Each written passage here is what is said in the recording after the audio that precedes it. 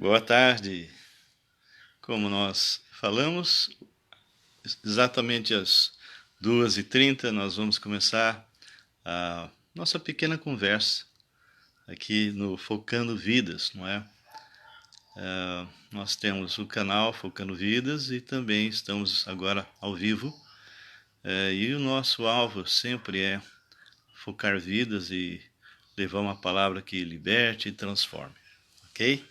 Nós vamos estar aguardando um pouquinho as pessoas entrarem e algumas pessoas já estão entrando e vamos estar agradecendo a Deus, orando, não é? Vocês são realmente muito especiais, todos que estão comigo são pessoas muito especiais. E nós agradecemos muito a Deus pela vida de cada um de vocês.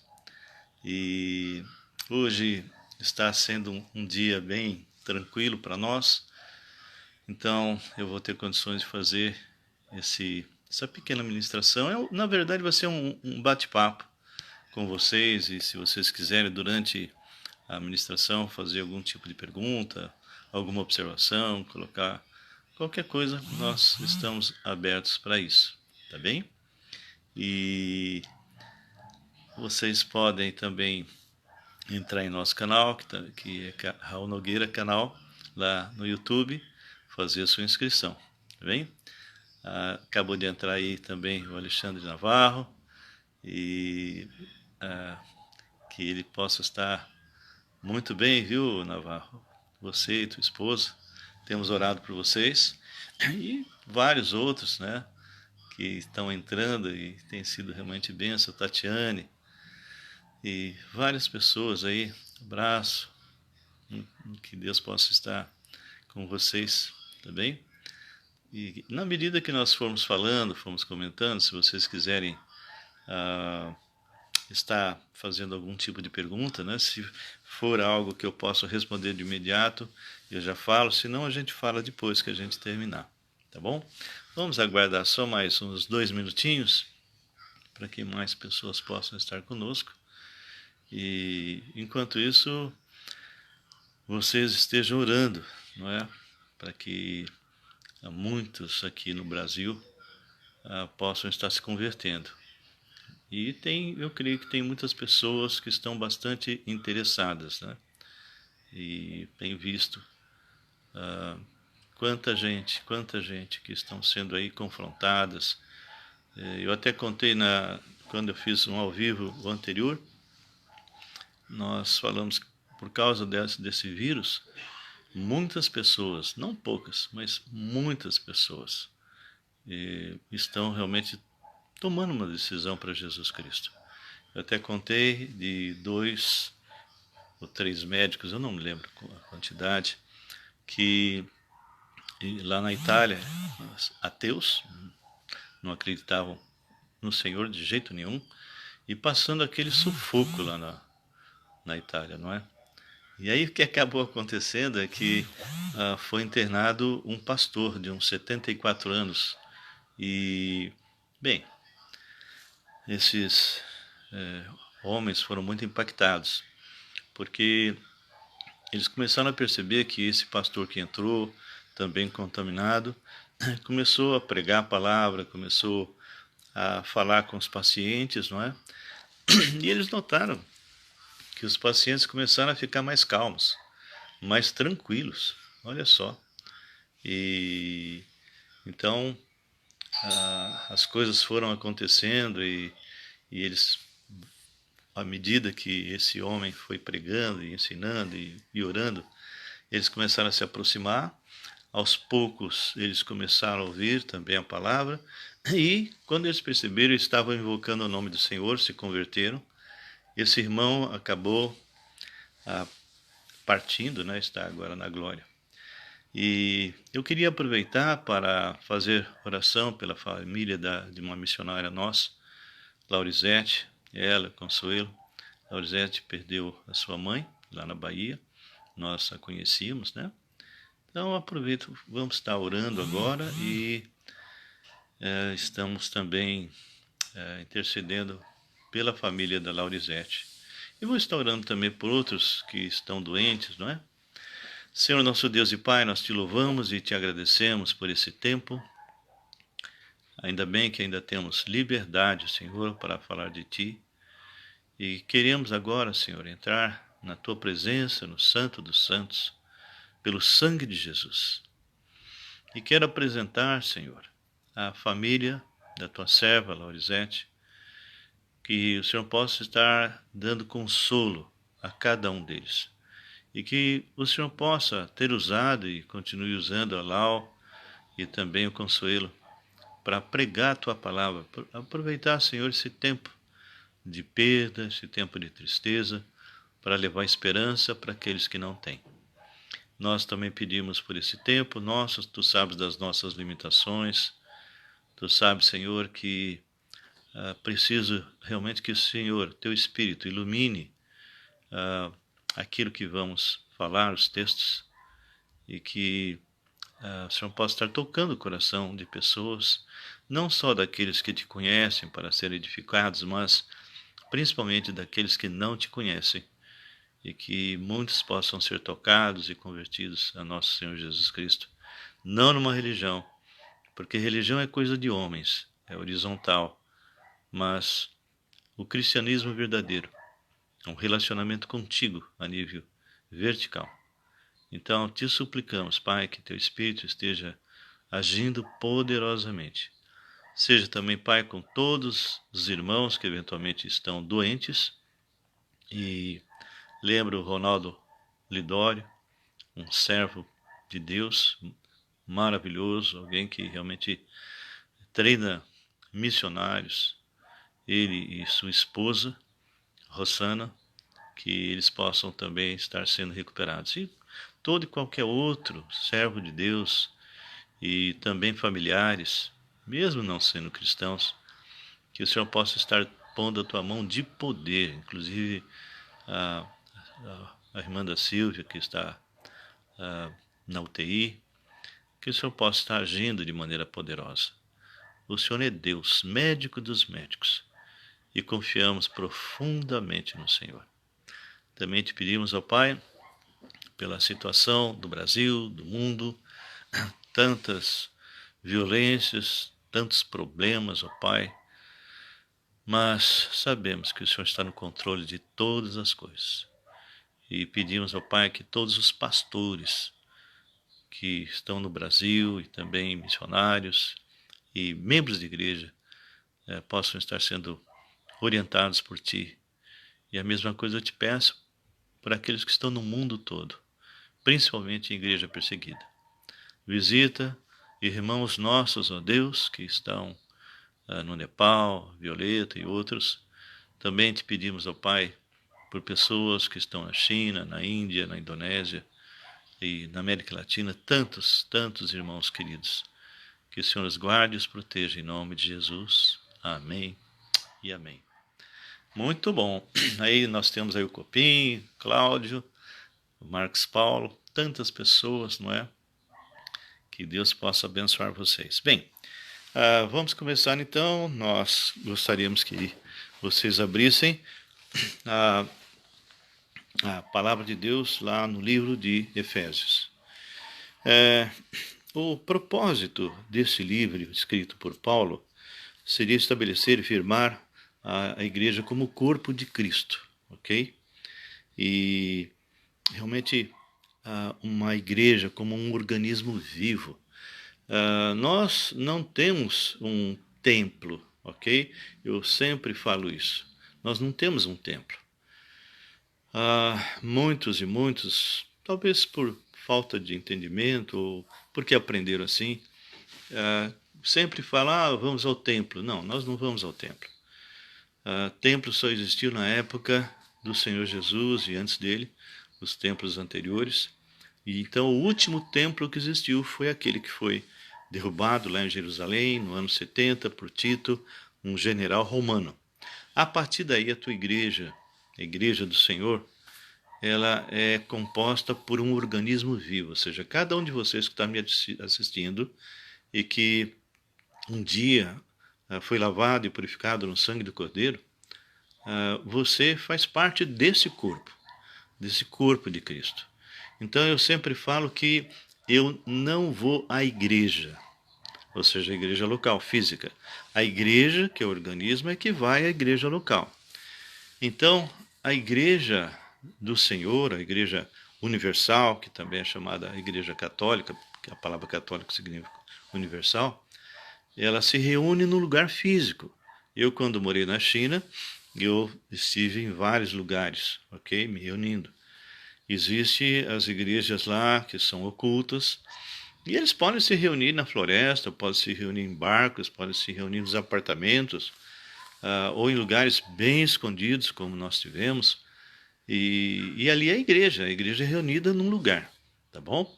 Então, nós queremos falar exatamente a respeito dessa igreja, esse organismo vivo, onde cada um de nós tivemos um encontro com Jesus, não como uma religião. Religião vem do verbo religar, é o homem tentando se religar com Deus através de alguma coisa que ele faz. Mas o cristianismo é diferente. O Senhor Deus se revela ao homem através da sua palavra e ali ele mostra exatamente como o homem deve chegar a ele. E isso é através do próprio Jesus. Nós temos falado várias vezes, em várias ministrações, que Jesus não é apenas um mestre, não é um filósofo, não é um grande sábio, não é alguém que se reencarnou várias vezes até se tornar espírito de luz, não. Ele é a própria luz. A palavra de Deus é muito clara com respeito a isso lá em João, quando ele fala bem claro. No princípio era o Verbo. E o verbo aí é Logos, a palavra de Deus em movimento. No princípio era o Logos, no princípio era o Verbo. E o Verbo estava com Deus. E o Verbo era Deus. Ele estava no princípio com Deus.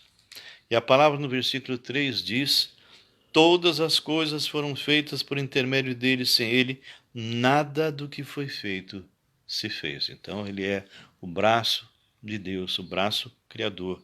A vida estava nele, e a vida era a luz dos homens. Ele mesmo diz: eu sou a luz do mundo. E a luz resplandece nas trevas, e as trevas não prevaleceram contra ele. Quando a gente vai para o versículo 10, fala que ele estava, o verbo, estava no mundo. O mundo foi feito por intermédio dele, mas o mundo não o conheceu. Que ele veio para o que era seu, afinal ele havia criado o mundo, né? Mas os seus não receberam, não é? Mas a todos quantos o receberam, deu-lhes o poder de serem feitos filhos de Deus, a saber, aos que creem no seu nome, os quais não nasceram do sangue, nem da vontade da carne, nem da vontade do homem, mas de Deus. E esse versículo é fundamental quando nós entendemos que fala: mas a todos quantos o receberam, deu-lhes o poder de serem feitos filhos de Deus. Se é serem feitos, significa que antes nós não éramos filhos de Deus, éramos apenas criaturas. Então, mas a todos quantos o receberam, deu-lhes o poder de serem feitos filhos de Deus, a saber, aos que creem no seu nome. Que nome? A palavra Yeshua, que no hebraico Yeshua HaMashiach ben Davi, não é? Yeshua, Jesus Cristo, filho de Davi. E esse que se fez carne, que é o Verbo, ele realmente habitou entre nós. Então, aquele que havia criado todo o universo e sustentado tudo pela palavra do seu poder e continua sustentando, esse se fez carne, habitou entre nós, cheio de graça e de verdade. Vimos a sua glória como do unigênito Filho do Pai. Então é esse Jesus que eu quero apresentar, é esse Jesus que eu quero falar hoje, é esse Jesus que nós gostaríamos realmente que vocês se inteirassem.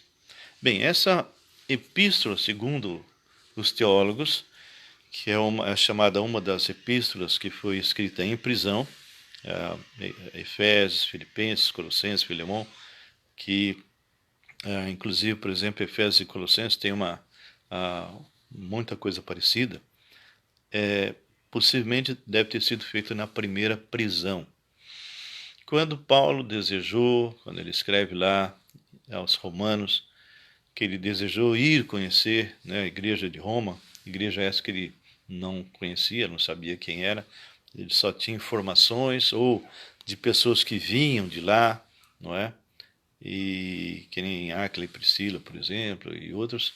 Então, ele começou a realmente ter um carinho muito especial pelo pessoal lá de Roma.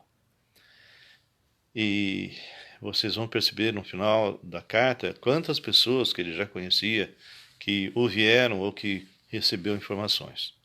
E ele tinha uma vontade enorme de conhecer o pessoal de Roma, porque ele disse que já tinha esgotado os lugares que ele tinha que evangelizar, e ele queria então depois que o pessoal de Roma, a igreja de Roma, encaminhasse ele para a Espanha.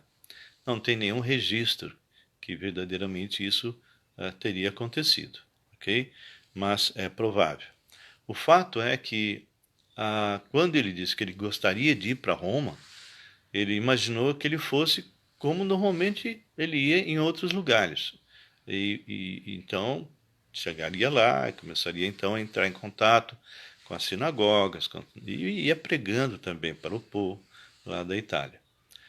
Mas Deus, na sua agenda, tinha outros planos para Paulo. E ele então vai para Jerusalém, lá ele é preso e é encaminhado para Roma, não da forma como ele achava que iria, ok? Ele simplesmente chegou lá preso, mas coisas assim muito maravilhosas, como Deus é maravilhoso. O que acabou acontecendo é que ele teve autorização para alugar uma casa. Casa essa que ele ficou durante 2 anos. E nesses 2 anos ele teve assim o privilégio de receber pessoas que vinham até ele, crentes e também judeus, e mais ainda, a guarda pretoriana, uma guarda especial. Essa guarda foi evangelizada, porque até onde me contaram, ia trocando os guardas diariamente e saíam evangelizados. Só que esses homens, eles entravam onde? No palácio de César. Então muitas pessoas ouviram a palavra de Deus, porque Paulo continuava pregando. Durante 2 anos, não houve nenhum tipo de manifestação lá dos acusadores lá que estavam em Israel, que queriam matá-lo. E então, após 2 anos, como ninguém veio apresentar queixa, ele então foi liberto. E ele continuou pregando. Então, a gente vê a vida de Paulo muito intensa, até que na época de Nero, quando ele diz a história que ele pôs fogo em Roma e colocou isso nas costas dos cristãos. Nessa época, então, Paulo é preso, e aí sim, a gente vai encontrar isso lá na carta de 2 Timóteo, e no finalzinho, né? Então ele está se preparando para partir.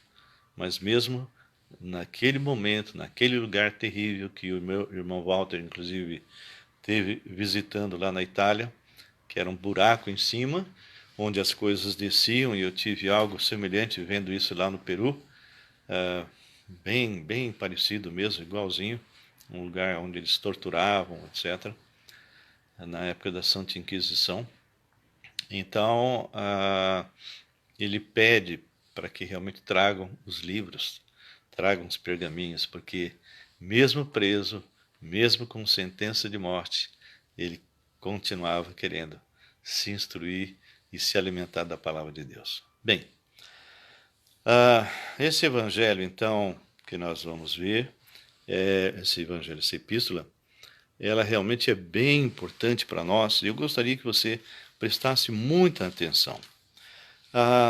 Essa igreja é uma igreja que teve um grande investimento nela, ok? A gente vê Paulo reconhecendo que os efésios eram gente que tinha também a semelhança dos tessalonicenses, uma fé operosa, um amor abnegado e uma viva esperança na volta de Cristo. Ele reconhece que os efésios eram assim, mas ele tem uma palestra que foi dada, quando a gente olha lá em Atos, capítulo 20, onde ele chama os presbíteros, não é? E ele vai passar uma receita de bolo. Depois eu convido vocês a entrarem. Quem sabe uma hora eu exponho isso aqui também. Mas lá no capítulo 20 de Atos, ele vai mostrar alguns pontos que a gente pode outro dia dar uma pincelada, onde ele começa, por exemplo, no versículo 17, não é? Atos 17 diz: de Mileto mandou a Éfeso chamar os presbíteros da igreja. E quando se encontraram com ele, disse-lhes: vós bem sabeis como foi que me conduzi entre vós em todo o tempo, ó, desde o primeiro dia em que entrei na Ásia. Ele então vai apresentar alguns pontos que nós um dia vamos tratar, onde ele está servindo ao Senhor, ele vai dizer como, onde ele obedece independente da circunstância e ele oferece a própria vida em sacrifício. Depois ele vai colocar algumas recomendações finais. Então, esses líderes não estão, vamos dizer assim, isento de culpa, porque eles simplesmente, com o passar do tempo, não treinaram devidamente o seu povo. E nós vamos encontrar então um puxão de orelha lá em Apocalipse, quando o Senhor aparece para João, ele começa a falar com eles, e essa igreja então, lá em Éfeso, tinha conservado a doutrina, mas tinha perdido alguma coisa muito importante.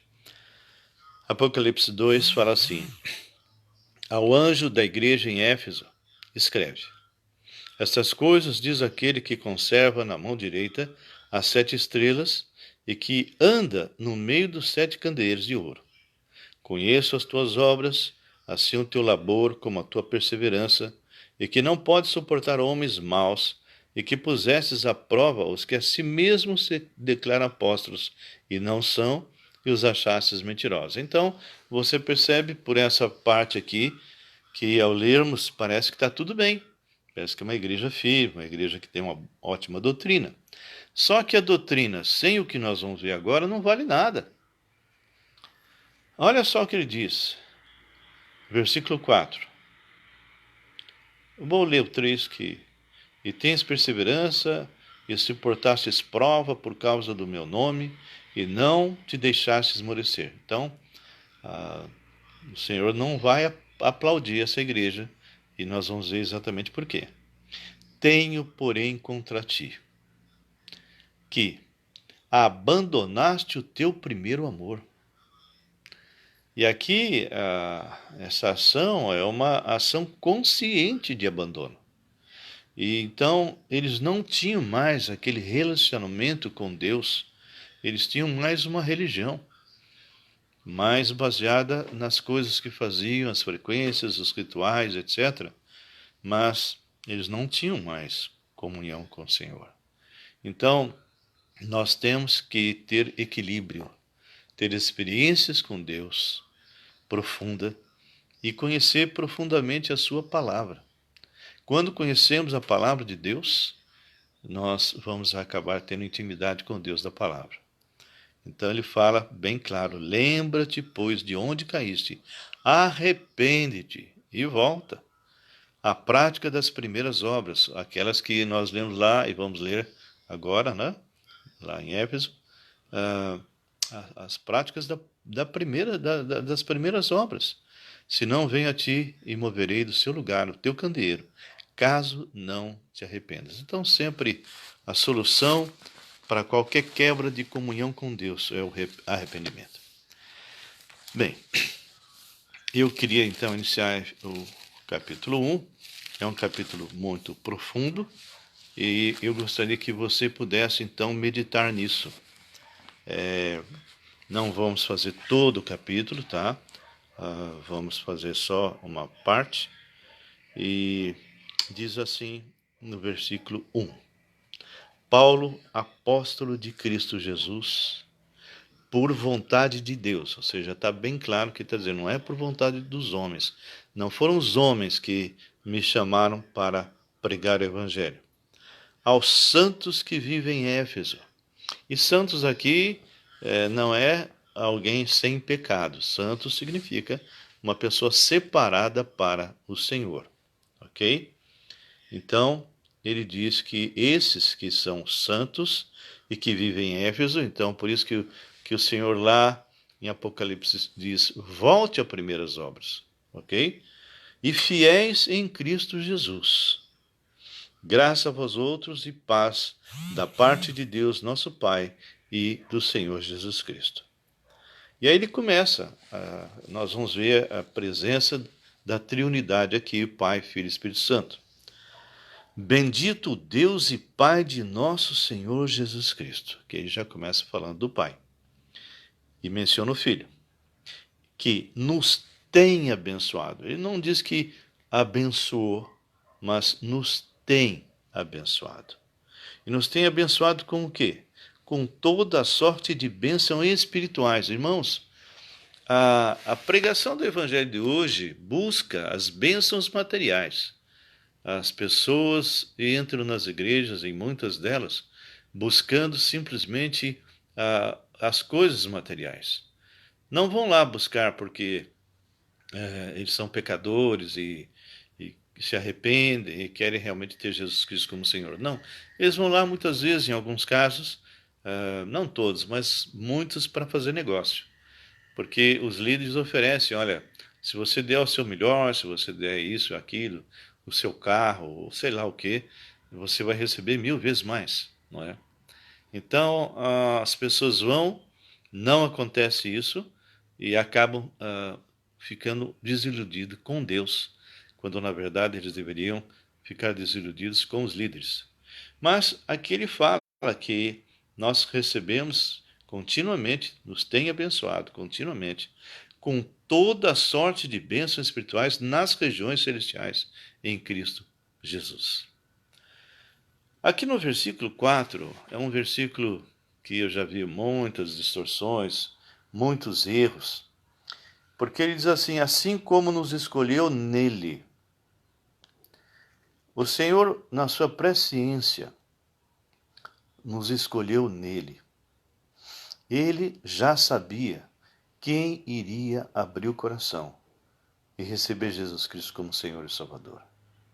Porque ele não diz, como diz inclusive o meu irmão Walter, ele não diz que nós fomos elegidos para termos salvação, mas por sermos salvos em Cristo Jesus, então ele nos escolheu com algumas coisas para realmente termos responsabilidades, para recebermos bênçãos e privilégios.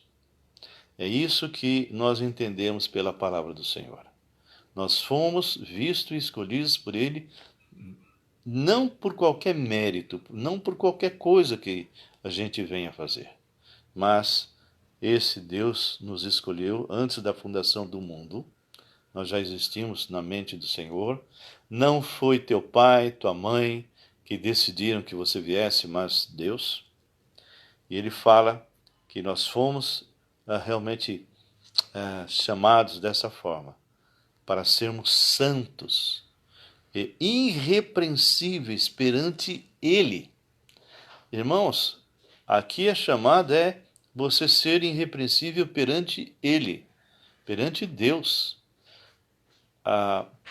O teu testemunho perante os homens vai ser uma consequência. Então, sermos santos e irrepreensíveis perante Ele. E aí, esse "e em amor", que em algumas Bíblias está lá em cima, devia estar embaixo, e em amor nos predestinou para Ele. Para quê? Para a adoção de filhos, por meio de Jesus Cristo, segundo o beneplácito da sua vontade. Então, veja bem, nós realmente temos que estar nesse mundo testemunhando com vida. E as pessoas percebem se realmente você é um servo de Deus ou um simples carregador de Bíblia debaixo do braço. A nossa vida causa ou não impacto na vida de outros. Pode causar um impacto maravilhoso, atraindo essas pessoas para Jesus, ou o impacto terrível, onde as pessoas vão dizer, esse cara é um hipócrita, é um mentiroso. está aí de Bíblia na mão, mas olha a vida dele, olha como é que ele trata a esposa, olha como ele trata os filhos, olha como ele é no emprego, enfim. E aí o nome do Senhor realmente é jogado no lixo, não é? E no versículo 5 ele fala, nos predestinou para ele, para a adoção de filhos, por meio de Jesus Cristo, segundo o beneplácito da sua vontade, para louvor da glória de sua graça, que ele nos concedeu gratuitamente no amado, em Cristo. Entenda bem, quando você nasceu de novo em Cristo Jesus, você recebeu dons e recebeu um ministério. É sua responsabilidade falar desse Jesus. E nesse tempo que nós estamos tendo agora, um tempo de muito impacto emocional, psicológico, espiritual, pessoas estão trancadas em suas casas, homens e mulheres, principalmente os mais velhos. Muitas vezes que aqueles que não têm esperança estão angustiados, estão muitas vezes desesperados, estão surgindo conflitos dentro dos lares. E você é um instrumento de Deus para que essas coisas possam mudar. Você pode simplesmente entrar em contato, ligar para alguém, orar com ela, ver se realmente ela está precisando de alguma coisa e ser um instrumento de transformação, de libertação. Você realmente foi chamado por Deus para glorificar o nome do Senhor aqui nesse mundo e impactar as vidas que estão perdidas. E ele continua no versículo 7, no qual Jesus, temos a redenção pelo seu sangue, ok? Temos a redenção pelo seu sangue, a remissão dos pecados. Ele nos liberta, ele nos arranca da mão de Satanás e limpa os nossos pecados. Ele simplesmente, aquela dívida que nós tínhamos e que nos levaria ao inferno por toda a eternidade, tem gente que não acredita nisso, e Jesus falou mais do inferno do que do céu, mas eu sempre falo que quando Jesus foi para a cruz do Calvário, todos os pecados individuais de cada pessoa que já nasceu e vai nascer, foi colocado sobre ele. Ele ficou todo envolvido com aquela lama, com aquela podridão nossa. Quando Deus o Pai olha para a cruz, eu sempre vou repetir isso. Quando olha para a cruz, ele vê cada um de nós. E a ira do Pai que deveria cair sobre cada um de nós, cai sobre o Filho. E Jesus morre a tua morte, meu amigo. Morre a tua morte, meu irmão, minha irmã. Só que ele não fica morto. Ele ressuscita. Ele está vivo. Ele faz o convite para você ir a ele. Ele fala, vinde a mim, vós que estáis cansados e sobrecarregados. Eu vou morrer falando esse versículo. Jesus quer dar descanso para a tua alma. Então, aqui está o motivo pelo qual nós temos condições. Porque quando a palavra de Deus toca o teu coração e você percebe que realmente você é um pecador miserável, que se você morrer sem Jesus, você pode frequentar uma igreja evangélica durante 30, 50 anos, se você não nascer de novo em Cristo Jesus, você vai para o inferno. Você estaria na mesma condição que alguém que está na rua. Você pode frequentar todos os cultos. Você pode dar o dízimo, a oferta, pode participar de todas as coisas que a igreja pratica, a igreja local, mas se você não tiver uma experiência com Jesus de novo nascimento, você infelizmente estará longe por toda a eternidade do Senhor.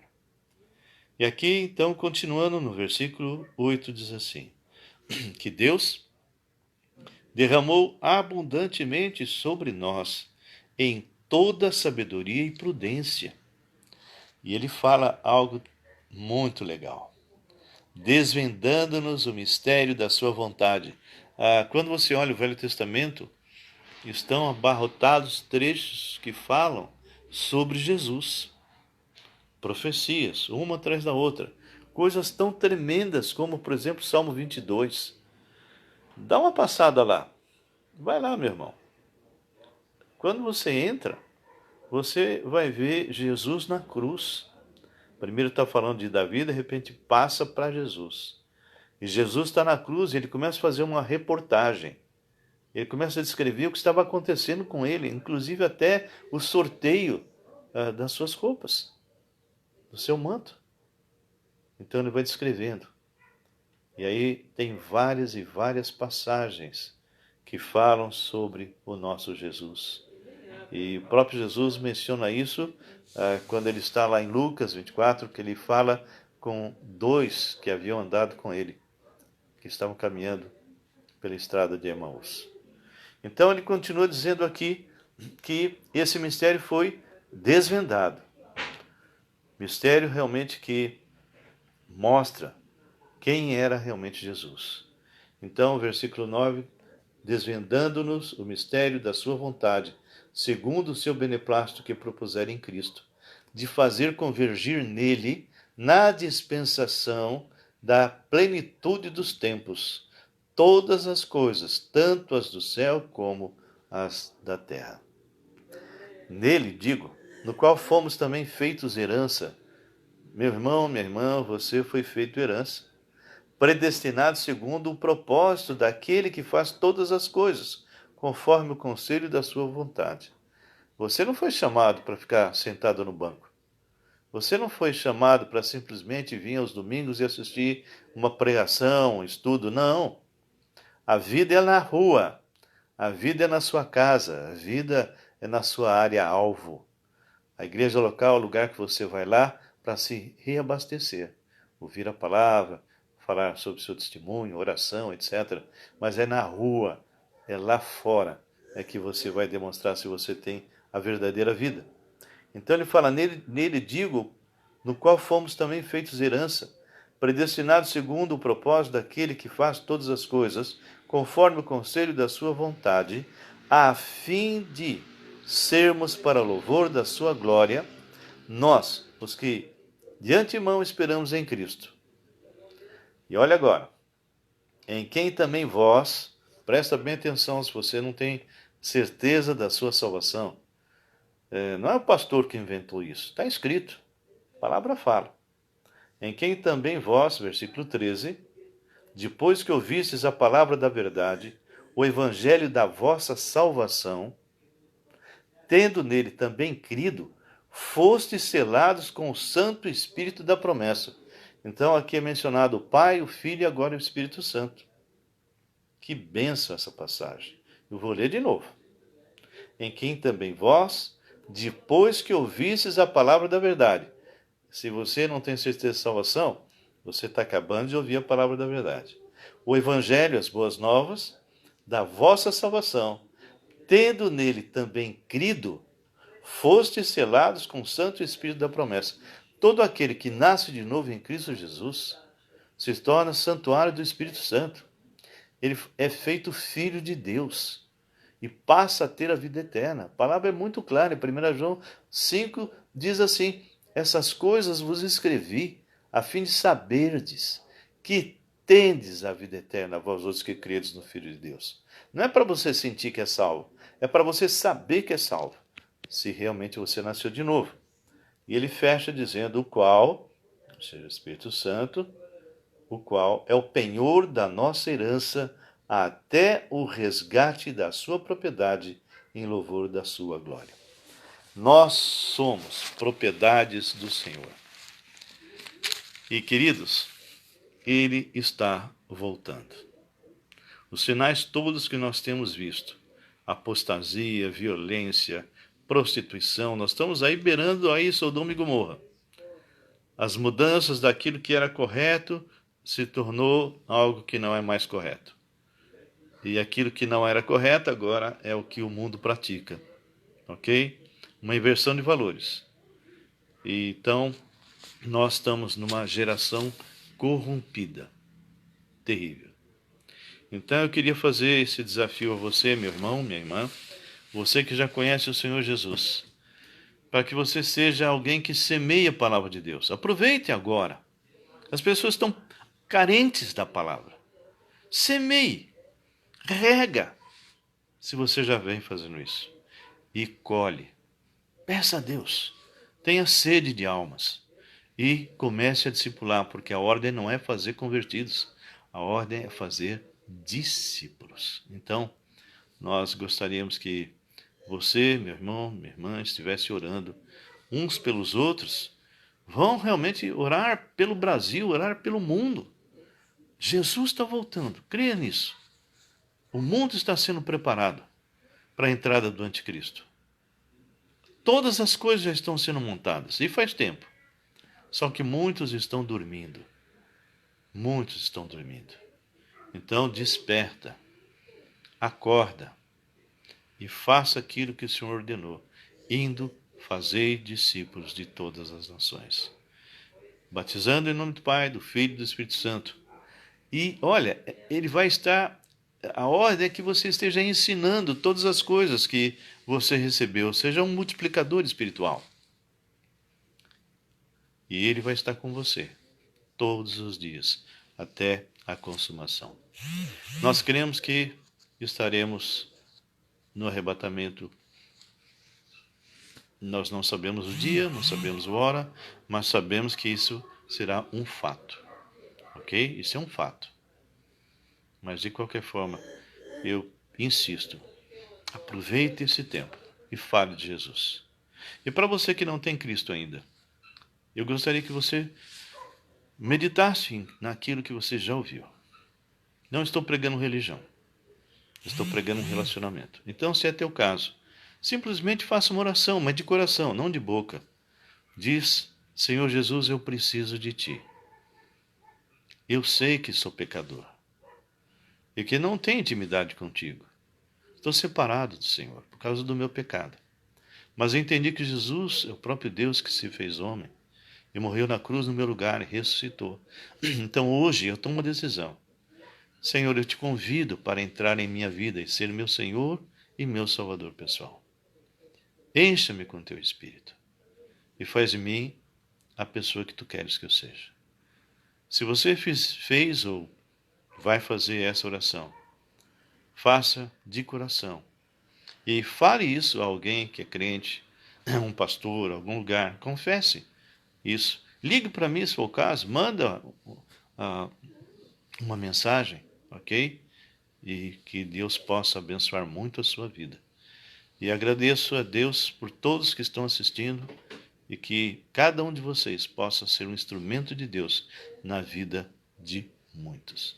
Que Deus os abençoe, uma ótima tarde e se vocês quiserem, mandem perguntas e escrevam para nós e que Deus realmente possa abençoar a vida de vocês, proteger e nos livrar desse vírus terrível.